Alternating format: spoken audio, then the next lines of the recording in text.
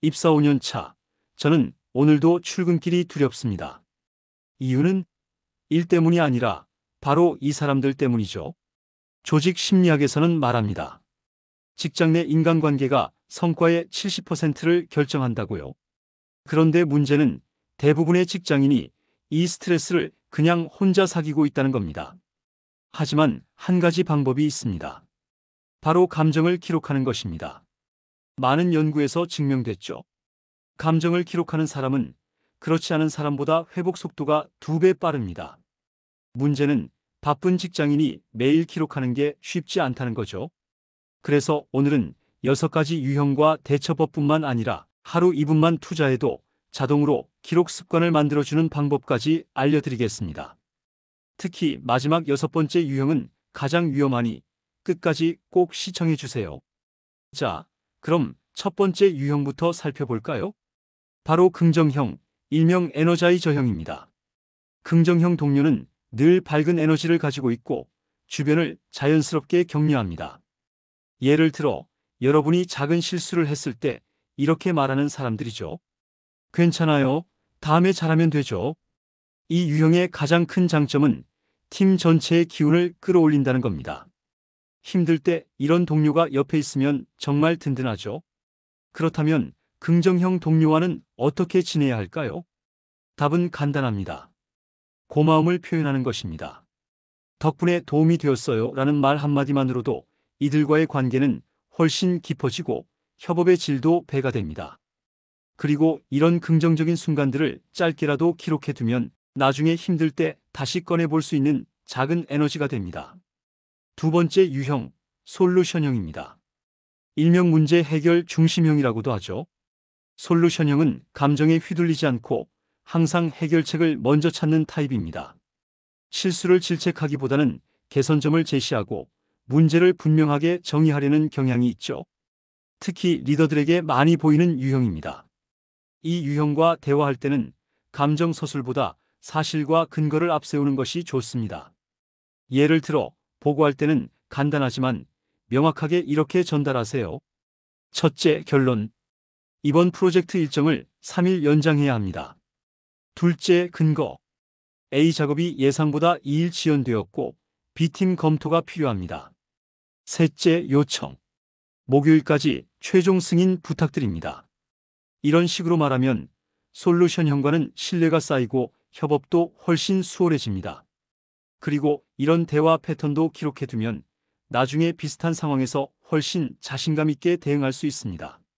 세 번째 유형, 감정 기복형입니다. 이 유형은 솔직히 많은 분들이 힘들어하시죠? 누구나 감정의 흐름은 있습니다. 하지만 감정 기복형은 업무에 직접적인 영향을 줄 정도로 변동폭이 큽니다. 기분이 좋을 때는 최고의 협업 파트너지만 기분이 나쁘면 팀 전체가 눈치를 보게 만듭니다. 이 유형에게는 상대의 감정에 반응하기보다 내 기준을 잡는 것이 더 중요합니다. 스토아 철학에서 말하는 것처럼 타인의 감정은 내가 통제할 수 있는 영역이 아니다라는 생각을 가져보세요. 거리를 유지하고 기준 중심의 대화를 시도하세요. 예를 들어 상대가 감정적으로 말할 때 이렇게 대응하는 겁니다. 상대가 이건 왜 이렇게 했어? 라고 화를 내면 여러분은 침착하게 네, 이 부분은 A 기준에 따라 진행했는데 수정이 필요하시면 말씀해 주세요 라고 답하는 거죠. 그리고 이런 상황이 생겼을 때 나중을 위해 짧게라도 기록해 두는 게 좋습니다. 오늘 이미 이렇게 말했고 나는 이렇게 느꼈다. 이 기록이 쌓이면 패턴이 보이기 시작합니다. 네 번째 유형, 꼰대형입니다. 일명 통제 욕구형이라고도 하죠.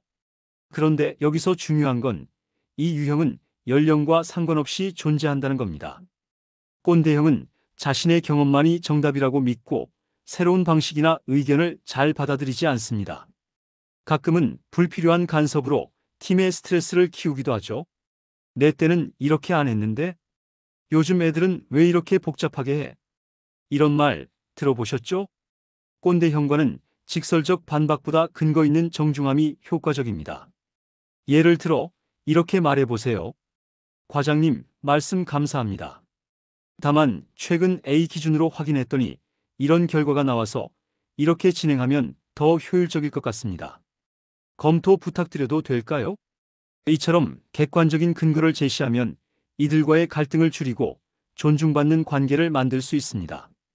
이런 대응 방식도 기록해두면 다음번엔 더 자연스럽게 말할 수 있습니다. 다섯 번째 유형, 거리두기형입니다. 일명 무관심형, 고립형이라고도 하죠. 거리두기형은 최소한의 소통만 유지하며 팀 내 관계 형성에 큰 관심이 없습니다.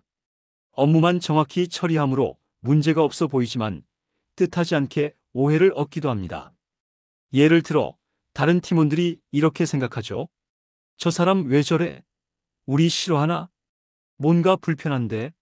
이들과는 불필요한 친밀감을 기대하기보다 업무 중심 소통으로 관계를 정의하는 게 좋습니다. 관계에 대한 기대치를 낮추면 훨씬 편안해집니다.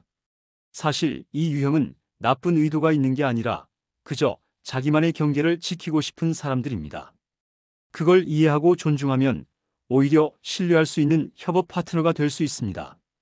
이런 깨달음도 짧게 한 줄이라도 적어두면 나중에 비슷한 유형을 만났을 때 훨씬 편하게 대할 수 있습니다. 자, 이제 마지막 여섯 번째 유형입니다. 바로 정치형. 가장 많은 직장인들이 힘들어하는 유형이죠.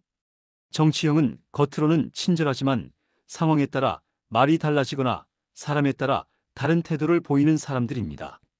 이들의 행동은 종종 스트레스와 불신을 유발합니다. 예를 들어 A에게는 그 아이디어 정말 좋아요 라고 말하고 B에게는 솔직히 A의 아이디어는 좀 이라고 말하는 식이죠. 이런 식으로 양쪽에 다른 말을 하면 나중에 문제가 생겼을 때 책임을 회피하거나 자신에게 유리한 쪽으로 상황을 몰고 갑니다. 정치형 동료를 대하는 최선의 방어는 바로 기록입니다. 회의 내용, 합의 사항을 문자나 이메일로 남기는 건 기본이고 더 중요한 건 내 감정까지 기록하는 겁니다. 예를 들어 회의 후에 이렇게 메시지를 보내는 겁니다. 과장님, 오늘 회의에서 논의한 내용 정리해봤습니다. 첫째, A안으로 진행. 둘째, 마감일 금요일. 셋째, 담당자 이주임. 혹시 수정사항 있으면 말씀해 주세요. 이렇게 하면 나중에 말이 바뀌더라도 여러분에게는 확실한 근거가 생깁니다. 그리고 개인 노트에는 이렇게 적는 거죠. 오늘 과장님이 A라고 했다가 B라고 말을 바꿨다. 나는 당황스러웠다. 이렇게 기록하면 나중에 비슷한 상황이 왔을 때 대처법이 명확해집니다. 그리고 무엇보다 기록하는 순간 마음이 정리됩니다. 자, 오늘 우리는 6가지 인간 유형과 대처법을 살펴봤습니다. 긍정형, 솔루션형, 감정 기복형, 꼰대형, 거리두기형, 그리고 가장 위험한 정치형까지. 그런데 말입니다. 이걸 다 머릿속에만 담아두면 금방 잊어버립니다. 그래서 중요한 게 바로 기록입니다. 조직 심리학에서도 말합니다. 하루 1, 2분만 감정을 기록해도 스트레스가 정리되고 문제를 훨씬 더 차분하게 바라볼 수 있다고요. 특히 오늘 배운 6가지 유형 중에서 내가 오늘 만난 사람은 어떤 유형이었는지, 그때 나는 어떻게 대응했는지, 다음엔 어떻게 할지를 짧게라도 적어두면 점점 사람의 흔들리지 않는 단단한 중심이 만들어집니다. 직장 생활은 전쟁이 아니라 마라톤입니다. 이기려고 하지 말고 함께 가려고 노력하세요. 그리고 힘들 때는 오늘 배운 대처법을 떠올리고 감정을 기록해보세요. 그 사소한 습관이 여러분의 직장 생활을 바꾸는 첫걸음이 됩니다. 여러분 주변에는 어떤 유형이 가장 많나요? 그리고 최근에 힘들었던 순간이 있다면 댓글로 공유해 주세요. 이 영상이 도움되셨다면 구독과 좋아요, 그리고 같은 고민을 하는 동료에게 공유 부탁드립니다. 설명란에는 JJ명언 사전 알림 신청 링크도 있으니 감정 기록 습관을 만들고 싶으신 분들은 확인해 보세요. 여러분의 직장 생활을 응원합니다. 감사합니다.